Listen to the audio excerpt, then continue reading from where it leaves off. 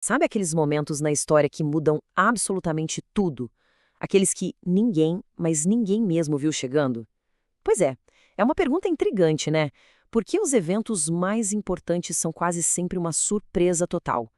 Hoje a gente vai mergulhar fundo nisso, explorando as ideias geniais do livro A Lógica do Cisne Negro, de Nassim Nicholas Taleb. Então, o ponto de partida do Taleb é exatamente essa pergunta. Por que a gente é tão ruim em prever justamente as coisas que mais impactam o mundo? É um verdadeiro quebra-cabeça que mexe com a nossa maneira de enxergar a história e até a nossa própria vida. E se a gente olhar para a história, bom, ela está longe de ser uma linha reta previsível. É mais como uma série de solavancos, de choques mesmo. Pensa só, a Primeira Guerra, a ascensão de Hitler, a queda do Bloco Soviético e até coisas mais recentes, como a internet explodindo do nada ou aquela crise de 87. São justamente esses momentos que pegam todo mundo de surpresa que acabam definindo os rumos de tudo. Ok, então para decifrar esse enigma todo da imprevisibilidade, o Taleb apresenta um conceito que é, sério, uma ferramenta muito poderosa. Uma ideia que mudou completamente o jeito de pensar sobre risco e incerteza. Ele chama isso de cisne negro. Então, o que é um cisne negro? Bom, não é só um evento inesperado que causa um estrago ou uma mudança gigantesca. A parte mais interessante, a mais traiçoeira, é a terceira característica. Depois que a coisa acontece, a gente olha para trás e cria uma historinha que faz tudo parecer, óbvio, previsível. É uma verdadeira armadilha da nossa mente. Vamos detalhar um pouco mais esses 3 pontos que são a certidão de nascimento de um cisne negro. Primeiro, ele é um ponto fora da curva, totalmente fora do que se espera. Segundo, o impacto é extremo. Ele não só mexe no tabuleiro, ele vira o jogo. E terceiro, que é o pulo do gato, a tal da previsibilidade retrospectiva. Depois que o evento já passou, e todo mundo vira profeta.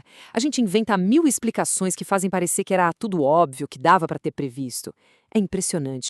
Mas por que a gente faz isso? Por que caímos nessa armadilha de novo e de novo? A resposta, segundo o Taleb, está num bug do nosso cérebro, uma falha de sistema que ele batizou de falácia narrativa.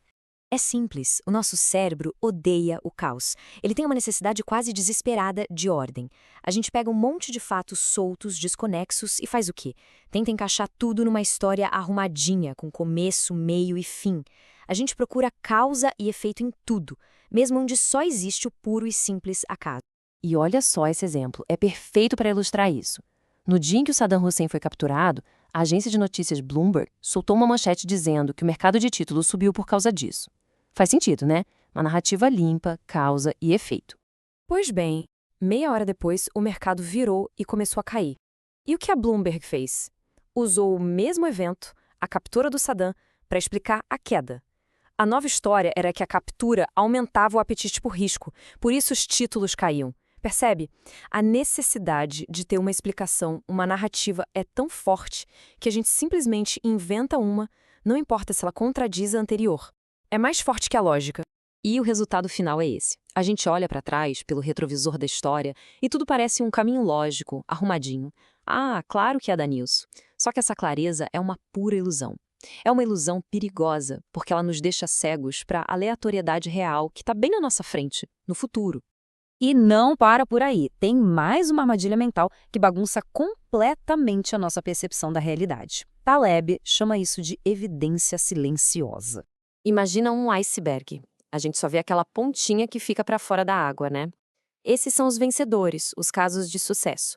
O problema é que a gente esquece da parte gigantesca do iceberg que está submersa, invisível. Ali estão todos os fracassos. E por só olharmos para os sobreviventes, a nossa visão da realidade fica, totalmente distorcida. Um bom exemplo é o mundo literário. Para cada livro que chega nas livrarias, existem, milhares de manuscritos que foram rejeitados e que estão num cemitério silencioso de gavetas e arquivos de computador.